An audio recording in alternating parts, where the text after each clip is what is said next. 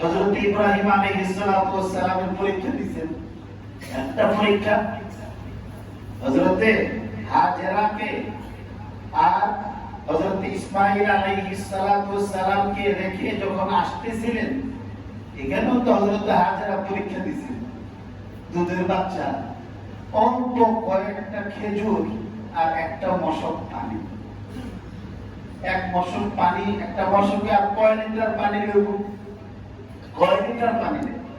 একটা মশকের মধ্যে, এই ছোট মশকের মধ্যে 2-4-5 লিটারের বেশি হওয়ার কথা না।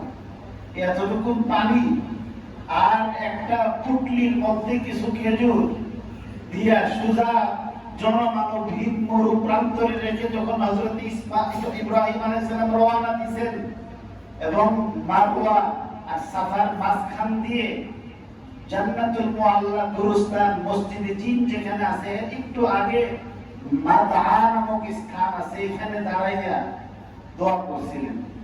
যখন রওনা দিয়েছেন বিবির দিকে তাকাইছেন না, সন্তানের দিকে তাকান নাই, আসবাবের দিকে তাকান নাই, পরিবেশের দিকে তাকান নাই, রওনা দিয়েছেন। হযরত হাজেরা বলতেছিলেন, ইলা মান তারাকতানা ইয়া ইব্রাহিম, কার কাছে রেখে যাইতেছো? জবাব নাই, বাকরুদ্ধ হযরত ইব্রাহিম। কি কষ্ট, মানে কতটা ভালোবাসার পরীক্ষা, কত কঠিন পরীক্ষা। সঙ্গে সঙ্গে হযরত হাজেরা বলেন, আল্লাহু আমারাকা ইয়া ইব্রাহিম, আল্লাহ আমাদেরকে এখানে রেখে যাওয়ার জন্য আপনাকে হুকুম দিয়েছেন হে ইব্রাহিম। ইব্রাহিম আলাইহিস সালাম মাথা ঝুঁকাইলেন। এভাবে ঝুঁকানোর পরে সাথে সাথে তিনি বলেন, ইদাল্লাই ইউবাইয়ানা রাব্বুনা, আল্লাহ যদি হুকুম দেয়া থাকে এই কয়েক লিটার পানি আর কয়েকটা খেজুর, জনমানবহীন শূন্য প্রান্তর, প্রাণের নিশ্চয়তা নাই, জীবনের নিশ্চয়তা নেই, ঘর বাড়ি নেই, আপনি চিন্তা করবেন আমাদের কি হবে না হবে, আপনার কোন দুশ্চিন্তার কারণ নেই। আল্লাহর হুকুমে যদি এখানে আপনি আমাদেরকে রেখে গিয়ে থাকেন, আল্লাহ আমাদেরকে হেফাজত করবেন। এখানেও কিন্তু তিনি ভালোবাসার, আল্লাহর প্রতি প্রেম ভালোবাসা খেয়াল করতে গিয়ে স্বামীর সোহাগ স্নেহ এবং ভালোবাসা থেকে কিন্তু তিনি নিজেকে দূরে সরাইছেন, কুরবানি করছেন।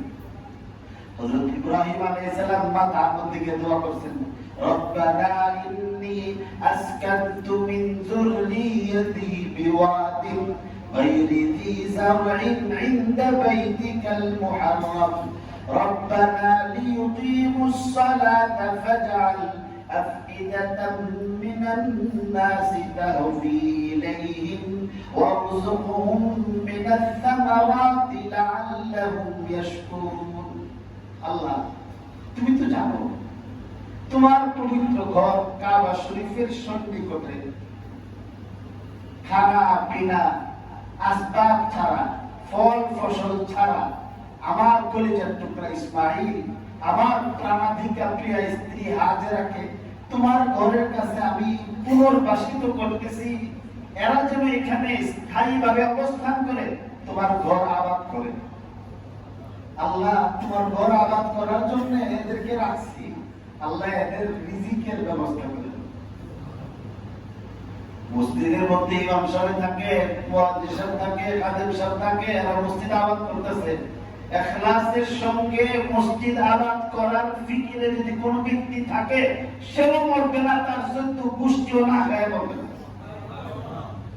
আমরা আল্লাহ হক দেখেছেন, আমার বাবা মসজিদের ইমামই ছিলেন, কিন্তু অভাব দেখছি না দুর্ভিক্ষের সময়ও।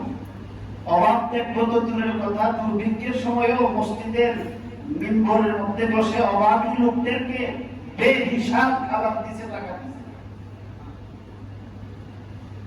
কারণ যে আল্লাহর ঘর আবাদ করবো, আল্লাহ তার ঘর আবাদ করবে, আল্লাহ তার ঘর আবাদ করবে। আল্লাহর ঘরের খাদেমের আবার অভাব কিসে? আল্লাহর ঘরে সবাই খেদমত করতেছে। এই খেদমতের ধরন ভিন্ন। একজনের জন্য নামাজ পড়ে, এটাও খেদমত। একজনে আযান দিতেছে, এটাও খেদমত। একজনে নামাজ পড়াইতেছে, খেদমত। একজনের মসজিদ পরিষ্কার করতেছে খিদমত, আর একজনে ইন্তজাম করতেছে, টাকা দিতেছে খিদমত। একজনে সুশৃঙ্খল ভাবে নামাজের জামাতের ইহতিমাম করতেছে, কমিটির সদস্য করতেছে, এটাও খিদমত।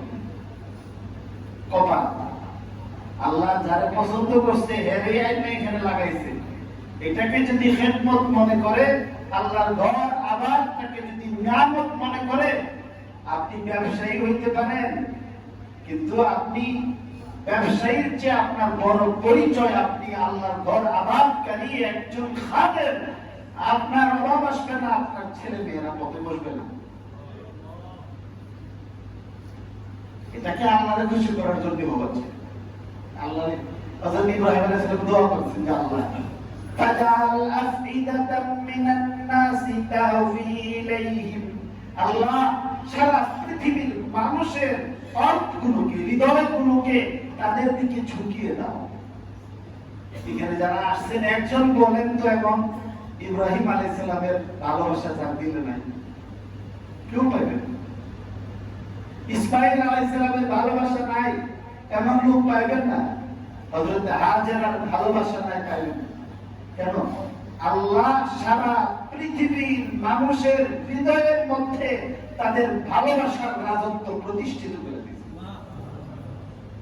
যে ভাষারই হোক, ইব্রাহিম বলে আলাইহিস সালাতু ওয়াস সালাম, বিবি হাজেরা নাম আসলে রাদিয়াল্লাহু বলে আলাইহিস সালাম বলে, ইসমাঈল আলাইহিস সালাম বলে, দোয়া করে।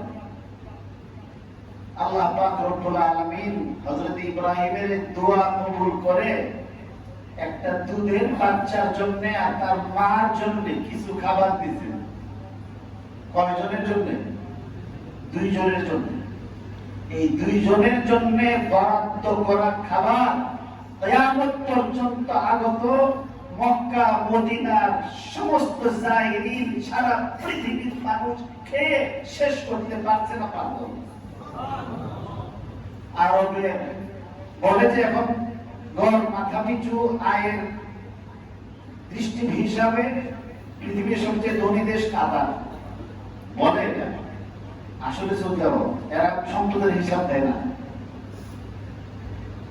এরা সেই জাতি যে জাতি ভাত খেতে পারছে না। আল্লাহ তাআলা কোরআন শরীফে বলছেন এই ঘরের বরকতে আল্লাহ ফালইয়াবুদু রাব্ব হাযাল বাইত আল্লাযী আত'আমাহুম মিন জু'। এই ঘরের বরকতে আল্লাহ কিন্তু ওই যে ইব্রাহিম আলাইহিস সালাম দোয়া করেছিলেন, এই দোয়ার বরকতে শুধু হাজিরা তো মা ছেলে খায় নাই, হাজিরাই খাইতেছে না, উমরাকারীরাই খাইতেছে না, ওই দেশের আবার বৃদ্ধা বনিতা, নমাজি বেনমাজি, ফাসিক, ভালো মানুষ, খারাপ মানুষ, বুড়া মানুষ, জোয়ান মানুষ, কাফের সহ সারা পৃথিবীর মানুষের খাবারের ব্যবস্থা হয়ে গেছে। আল্লাহ দিয়েছে। দিয়েছে কয়জন?